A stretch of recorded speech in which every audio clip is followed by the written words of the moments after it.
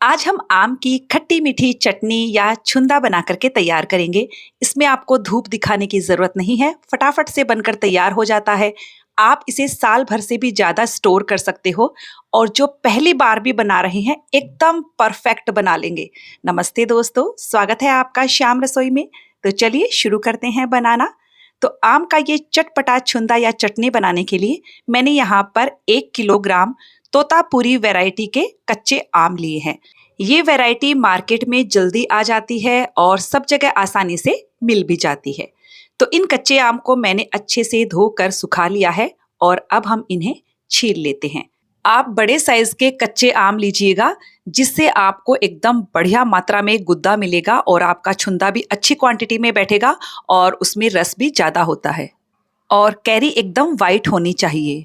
छील लिया है हमने सारे आम को, अब हम इन्हें कद्दूकस कर लेंगे। तो मैंने यहाँ पर मीडियम वाला ग्रेटर लिया है। आप चाहें तो बड़े साइज वाले ग्रेटर से भी इसे ग्रेट कर सकते हो, पर बारीक वाले से मत कीजिएगा। तो देखिए इस तरह से हम इसके लंबे लंबे लच्छे निकाल करके तैयार कर लेंगे। तो देखिए हमने सारे कच्चे आम को कद्दूकस कर लिया है। इनकी गुठलियों को हम अलग कर देंगे। तो अब मैं जिस कढ़ाई में ये छुंदा या चटनी पकाने वाली हूँ, उसी में ये सारा कद्दूकस किया हुआ आम डाल देती हूँ। और अब हम इसमें डालेंगे 1 छोटा चम्मच हल्दी पाउडर और 2 छोटे चम्मच नमक डाल दीजिए। नमक आपको सादा वाला ही लेना है। मैंने यहाँ पर पिंक सॉल्ट लिया है, आप व्हाइट सॉल्ट का इस्तेमाल भी कर सकते हो। बस अब हमें नमक और हल्दी को अच्छे से मिलने तक मिला देना है। ये जो आम का छुंदा या चटनी होती है, ये बहुत ही कम मसालों में बनकर तैयार होती है और खाने में बहुत ज़्यादा टेस्टी लगती है पूरी पराठों के साथ। तो ये लीजिए, हमने हल्दी और नमक को अच्छे से मिक्स कर लिया है। 5 मिनट के लिए इसे साइड में रख दीजिए। तब तक हम देख लेते हैं। मैंने मीठे के लिए यहाँ पर 700 ग्राम चीनी ली है और 200 ग्राम गुड़ को मैंने एकदम बारीक बारीक टुकड़ों में काट लिया है। आप चाहें तो रेशियो अपने हिसाब से रख सकते हो, सिर्फ चीनी से बना सकते हो या फिर आप गुड़ और चीनी को आधा आधा भी ले सकते हो। अपने हिसाब से आप इसे एडजस्ट कर सकते हो। तो अब हम क्या करेंगे, थोड़ी थोड़ी करके इसमें चीनी डालेंगे और इसे मिक्स करते जाएंगे। देखिए मैंने यहाँ पर तोतापुरी वैरायटी की कैरी या कच्चा आम लिया है, जो कि बाकी कैरी की तुलना में कम खट्टा होता है। इसलिए 1 किलोग्राम कैरी में हमने 900 ग्राम मीठा डाला है, जो एकदम परफेक्ट रहेगा। लेकिन यदि आप राजापुरी या लाडवा कैरी से छुंदा या चटनी बना रहे हो, तो फिर आपको मीठे की क्वांटिटी ज्यादा रखनी होगी। तो ये लीजिए, मैंने चीनी को तो मिक्स कर दिया है, अब मैंने गुड़ भी डाल दिया है और इसे अच्छे से मिक्स कर लेंगे। चीनी गुड़ को मिक्स करने के बाद मैं इसे ढक कर घंटे भर के लिए रख देती हूँ, जिससे कैरी के खट्टेपन से चीनी और गुड़ मेल्ट हो जाएंगे। आप चाहें तो इसे डायरेक्ट गैस पर अब भी पका सकते हो, कोई दिक्कत नहीं है। 1 घंटा हो गया है और आप देख सकते हैं कि चीनी ने अपना पानी छोड़ दिया है।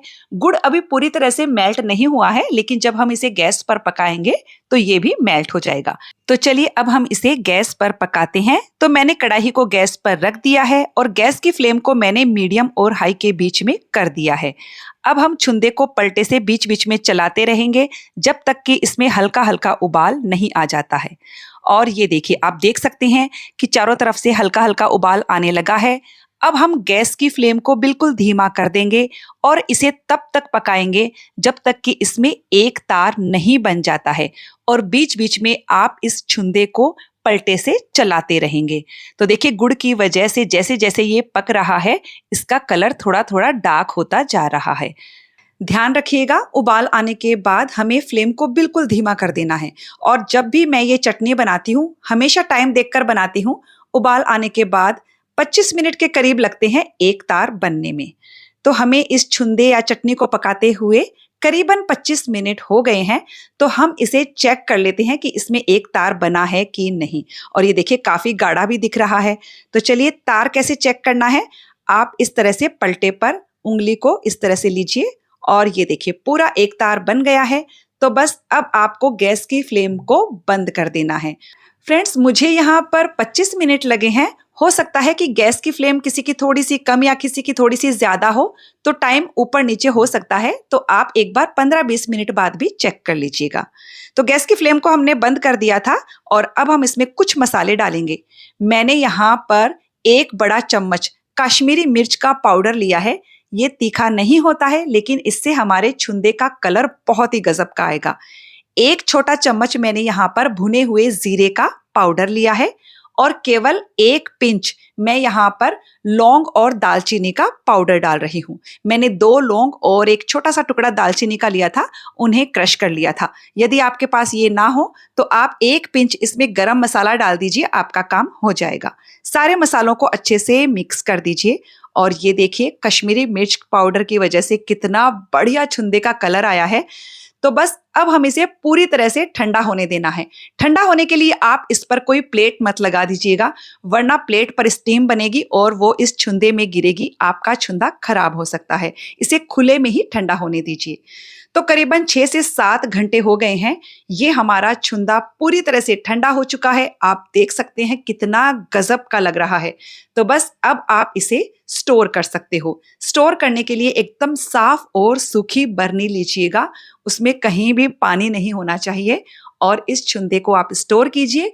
आप इसे फ्रिज में स्टोर मत कीजिएगा, प्लेटफॉर्म पर ही रखा रहने दीजिए। ये साल भर भी बिल्कुल खराब नहीं होता है, बस इस पर बिल्कुल भी पानी नहीं लगना चाहिए और हमेशा साफ और सूखी चम्मच से ही आप ये छुंदा लीजिएगा।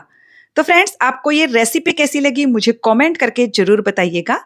अच्छी लगे तो वीडियो को लाइक शेयर करने के साथ चैनल को सब्सक्राइब कर दीजिएगा, ताकि हमारे आने वाले वीडियो का नोटिफिकेशन आपको मिल सके।